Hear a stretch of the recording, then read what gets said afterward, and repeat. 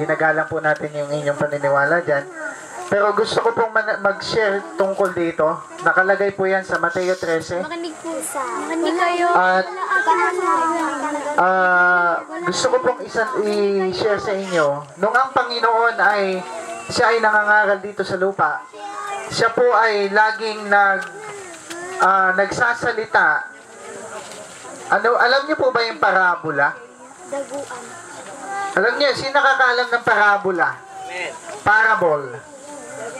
Ang parabola ay talinghaga na hindi ng Panginoon sinasabi yung ibig sabihin, pero mayroon siyang tawag dito yung talinghaga patungkol doon sa bagay na yon. Kung kayo nauuhaw, diyan na lang kayo at kayo bibigyan na lang. Humingi kayo at kayo bibigyan, sabi ng Bible. May una pong inihalimbawa ang Panginoon doon sa unang klase ng lupa. Makinig po. At alam niyo po, yung parabola na ito po ay parable of the sower. Alam niyo ba yung nagtatanim? Amen. Pag tayo ay nagtatanim, tayo ay naghahagis ng binhi. Ngayon, yung paghahagis ng binhi ng Panginoon, yung unang ground na kanyang nahagisan, anong tawag dito? Ito po ay mabatong lupa o ground. Halimbawa, itong ground na to, maraming bato. So, ito po ay halimbawa sa isang Kristiyano na ano ibig sabihin ng mabato? Ang sabi po dito sa Mateo 13 verse 5, kung babasahin po natin, sabi dito, some fell upon stony places where they had not much earth. Walang lupa masyado. Puro bato lang.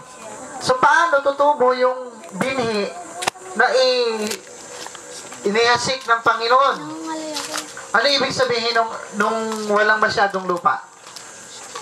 Hindi niya masyadong iniintindi yung mensahe ng Panginoon sa buhay niya. Ibig sabihin, hindi niya isinasabuhay ito. Nung ang Panginoon ay nagasik, tutubo ba ang binhi sa bato? O kayo sumagot. Hindi. Tutubo ba ang binhi sa bato? Hindi. Saan yan tutubo? Sa lupa. Sa lupa. Eh ngayon, walang lupa. Tutubo ba? Hindi. Hindi. Ang lupa ay halimbawa ng yung iyong pananampalataya. Tandaan natin, yung binhi na ihasik, ito ay pananampalataya natin. Sino ang may pananampalataya sa Diyos? Amen. Magsabi ng Amen. Amen. Ayan. Kung may pananampalataya tayo sa Panginoon at ang salita ng Diyos ay ilinagay sa ating puso, tandaan po natin, yung ground na sinasabi ng Panginoon, ito yung puso natin. Pag ito ay bato, may kanta, pusong bato. Sa tingin nyo, papapasukin ng pusong bato ang Panginoon sa puso niya? Hindi. May kanta yan no? Oo. Yung pusong bato. Pag pusong bato ka, hindi makakapasok ang Panginoon sa iyo. Ano yung pangalawa? Sa pangalawa, nagasik ang Panginoon doon sa mga, alam niyo yung mga matinik? Diyan sa labas, may kahoy dyan na matinik. Naghagis siya doon sa mga matitinik na dawagan. Ano sa dawagan sa probinsya? Talahiban. Tapos puro Tinik. Sa tingin mo ba, tutubo doon yung mabuting binhi? Bakit? Bakit kaya? Kasi sisip-sipin ng mga tinik, yung mga matitinik at mga dawag, yung mga sustansya, no, para doon sa kanya. Halimbawa siya, yan. Tapos puro tinik dyan, maraming mga dawag dyan. Sa tingin nyo, tutubo ito? Mahirap siyang lumaki. So, ano ibig sabihin nun? Yun daw po ay mga bagay na, ano ba yung mga dalahin natin sa buhay? May problema tayo. Lord, saka ka na ha. Uunahin ko muna to. Lord, hindi mo na magsisimba. May problema ako Father George, saka na lang. Brother Fernan, saka na lang. Sulat naman yan. Ibig sabihin, Kung inuuna natin ang mga bagay na panglupa kesa sa Diyos, hindi tutubo yung benih sa buhay natin. Amen. Tandaan po natin, nakalagay sa Biblia, sa Mateo 6:33 din, babasahin ko lang po ito. Ito ay encouragement sa inyo. Sabi po dito, "But seek ye first the kingdom of God and His righteousness, and all these things shall be added unto you." Do you believe na ito ay totoo sa buhay natin? Amen. Nakikinig ba kayo lahat mga kapatid? Amen. Hindi lamang yung mga bata, alam ko nakikinig sila. Ito, ako ay nagsishare para po sa inyong lahat na mga magulang. Hindi lamang mga magulang, lahat sa atin na narito. Do we seek God up before all lahat ng mga bagay? Ano nangyayari sa atin? Ano tawag doon? All these things shall be added unto you before you seek the kingdom of God. Halimbawa, mayroon tayong hinihingi muna, Lord, bigyan mo ako nito, maglilingkod ako sa iyo. Lord, kailangan may ganito ako, saka ako mag-a-active sa iyo. O ang gusto ng Diyos, unahin mo siya bago yung mga bagay na yan. At idadagdag ng Diyos lahat ng mga pangangailangan mo. Kasama na dyan yung pera. Amen. At kung tayo may pananampalataya sa Panginoon at pinanghawakan natin yung salitang to, talagang pagpapalain ka ng Diyos. Amen. Bakit? Sino ba ang may gawa ng pera? Yung Diyos. Bangko Sentral ba? Kahit hindi gusto, pag hindi ginusto ng Diyos na i-honor yung mga letters dyan at yung tatak doon sa pera, walang kwenta yan. At tandaan ninyo, darating yung panahon, mawawala ang pera. Magiging cashless society tayo. At alam nyo ba, yun yung time na pahihirapan ng demonyo ang mundong ito. At lahat ng hindi nananampalataya sa Diyos ay maiimperno. Gusto nyo ba yun? Makikita ninyo dyan, may mga missile na lalabas dyan. At sa araw na yon, lahat ng mga nanampalataya kay Kristo at sinunod yung sinabi niya, kukunin niya. Hindi siya makakaranas ng paghihirap dito sa mundo. Sino ang hindi nakakaranas ng mga kasalatan, walang pera, walang pamasahe minsan, walang pagkain, 3 beses ang araw? Naranasan po namin yan. Nakaranas po kami, kaming 3 mag-anak, hindi kami kumain sa araw. Pero, naging dahilan ba yun para hindi ka tumuloy sa Panginoon? Sabi ni Pablo, anong makakapaghiwalay sa iyo sa Panginoon? Kasalatan, kamatayan, kawalan? Huwag nawang mangyari sa ating mga tinawag ng Diyos. Bakit? Alam ng Diyos yung paghihirap mo dito sa lupa. At alam ng Diyos yung pagsusumikap mo dito sa lupa. At gagantihan niya yan. Amen po ba? Amen. Nung ang Panginoon ay nananalangin, sabi niya, ganito kayo manalangin.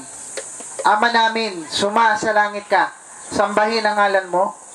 Mapasa amin ang kalooban mo. Sundin ang loob mo. Dito sa lupa, gayon din sa langit. Bigyan mo kami ng aming pagkain sa araw-araw. Kayo ba nananalangin na sinasabi niyo, Panginoon, bigyan mo kami ng pagkain sa araw-araw? Sino nagpe-pray dito gabi-gabi? Kung kayo ay nananalangin, naniniwala, hindi lamang sa kakayanan ninyo, nagtrabaho ako, kahit hindi ako manalangin, may pera kami, kakain ako. Pag inalis ng Diyos sa iyo yung trabaho mo, ewan ko na lang sa iyo. Lahat ng bagay, papurihan mo ang Diyos. Sa lahat ng bagay na ginagawa mo sa buhay mo, gawin mo sa pangalan ng Panginoong Hesus. Amen. Kasi kung hindi mo papupurihan ang Panginoon sa buhay mo, lahat ng yan ay walang kabuluhan. Kilala niyo yung pinakamatalino tao sa Bible? Sino nakakakilala dyan? Solomon. Si Solomon. May premyo ka mamaya kami. Si Solomon ang pinakamatalinong tao at pinakagwapo na sa lahat. Pinakagwapo na siya. Siya pa pinakamaraming asawa. Babaero, no? Siya pa yung pinakamayaman sa lahat. Sa lahat ng panahon niya, siya, walang tatalo sa kanya. Siya yung pinakamalaki ang kingdom sa lahat. Binibisita siya sa lahat. Yung mga ibang lugar, pinupuntahan siya. Bakit? Alam nyo, bago nagawa ni Solomon yun, ano yung hiniling niya sa Diyos na isang bagay? Bigyan ng Wisdom, knowledge. Dalawa yung pinapili sa kanya. Ano gusto mo? Kayamanan o wisdom? Wisdom ang pinili. Pera o bayong? Parang ganun lang eh. Pera o karunungan? Alam mo pinili niya? Karunungan. Bakit kaya karunungan? Kasi kung may karunungan ka, mayroon kang pera. Amen. Paano pag may pera ka, sila ka? Kahit may pera kapag wala kang karunungan, ubos agad yan. Isang pira mo. Ubos ang pera mo. Patay kang bata ka. Oo, totoo yun. So ngayon, kung tayo po ay may mga problema, isang tabi natin yan. Panginoon, uunahin kita bago yan. O sige, ikaw problema, mamroblema ka sa akin. Pero uunahin ko ang Diyos sa buhay ko. A-attend ako sa Sunday. Magpe-pray ako mamaya. Babasahin ko yung Biblia. So balik po tayo dun sa Mateo 13. Yung pangatlong ground na ipinakita ng Panginoon, ano yung pangatlo? Alam nyo ba? Yung daanan. Sa daanan. Ilinihagis ng Panginoon sa daanan. Sa tingin nyo, tutubo yung binhi sa daanan? Hindi. Bakit kaya? Natatapakan eh. Pag lahagis ng ganyan, apakan ng tao yan. Anong mamamatay ba yan o mabubuhay? Mamamatay. Bakit? Naapakan. Anong halimbawa sa atin yan? Pinapatay ng sanlibutan ito yung ating pananampalataya para hindi tayo makalapit sa Diyos. Ano yun? Kasama na rin yung problema. Kasama na din dito yung ating mga dalahin sa buhay. Yung sitwasyon natin sa buhay. Minsan yung sitwasyon natin parang, ang hirap naman, bro. Brother George, ang hirap magpatuloy eh. Sasabihin naman ni Brother George, tuloy ka lang, bro. Tuloy ka lang, sis. Paano yan? Ang hirap eh. Wala akong ganito, wala akong ganyan eh. Gusto ng Panginoon makita niya, ikaw ay matabang lupa. Yung pang-apat, panghuli na ito mga kapatid. Yung pang-apat na ground, ito yung matabang lupa. Ano ang karakteristik o ano ang karakteristik ng isang matabang lupa? Nakita niyo yung mga tumutubo dyan? Kaya tumutubo yan kasi mataba yung lupa niya eh. So, ibig sabihin, tayong Kristiyano, tayong naririto ngayon at nakakarinig ng salita ng Diyos na pinapangaral dito. Kapag ito ay sinasabuhay natin, sinisip-sip natin, inuunawa natin at pinamumuhay natin, mayroon tayong kabanalan sa Panginoon, mayroon tayong pagsunod. Ano ibig sabihin nun? Matabang lupa ka. Alam mo ba, mamumunga ka. Lalago yung bini, mamumunga ng marami at ang Diyos ay kakain sa iyo. Ibig sabihin, may pakinabang ang Diyos sa iyo at bibigyan ka pa niya. So, anong aral ng gusto kong pakita po sa atin lahat mga kapatid? Sa buhay na ito, normal ang may problema. Normal ang mahirap gumalaw sa bundok to. Pero, sino nga asahan mo? Sabi nga ni Sister Sarina kanina, mayroong something na kaaway na nagpo-provoke na ganito yung gawin, ganyan eh. Kung alam natin may kaaway sa mundong to na espiritu na hindi natin alam, hindi naman natin nakikita, bakit may masama ngayon? Bakit may nagugutom? Bakit may kamatayan? Bakit lahat may ganyan? Kasi gusto pakita ng Diyos sa iyo, siya lamang yung kailangan mo sa buhay mo. Wala nang iba kundi si Jesus lamang kailangan mo sa buhay mo. So, yun lang po ang gusto kong i-ano sa inyo mga kapatid. Dahil ito ay unang taon, kahit hindi tayo marami, at I do believe may mga binhi na may mabuting binhi sa lugar na to. Amen. At nandito yung pagsisikap ng bawat isa sa inyo. Kahit po kayo, nandito sila Sister Aurig. Nandito si Ate, Ate Irene. Salamat po sa Diyos. Kami po ay nagpapasalamat sa inyo dahil kahit simple lamang itong ginawa ng Panginoon na first year anniversary dito sa lugar na ito. Naalala ko noon, mas marami ito, Brother George. Doon pa kila Brother Roger, no? So, yung bagay na yon, nakaraan na yon eh. So, parang binigyan tayo ng Diyos ng aral na next time, ganito na yung gagawin natin. So, ito po ay bigay ng Diyos sa atin na taon at sana magpatuloy tayo sa Panginoon. Kahit anuman yung dumating na pagsubok, tandaan nyo, pag kayo ay Kristiyano, bibigyan kayo ng Diyos ng pagsubok. Hindi mahirap, hindi rocking chair yung ating buhay Kristiyano. Pag Kristiyano ko, okay na. Hindi. Talagang bibigyan ka ng Diyos para masubok ka. Tandaan nyo, sabi sa pahayag, ang magtagumpay ay bibigyan ko. Ang magtiis at magtatagumpay, papakainin ko ng punong kahoy ng buhay. So ano yun? Si Kristo yun. At tandaan natin mga kapatid, kaya tayo nag-aaral ng Biblia para sa buhay na walang hanggan. Pag hindi natin natutunan at nakilala ang Panginoon sa pamamagitan nito, pag tayo ay namatay, walang kwenta ang ating buhay. So, yun lang po ang nais kong i-share at palakpakan natin ng Panginoon.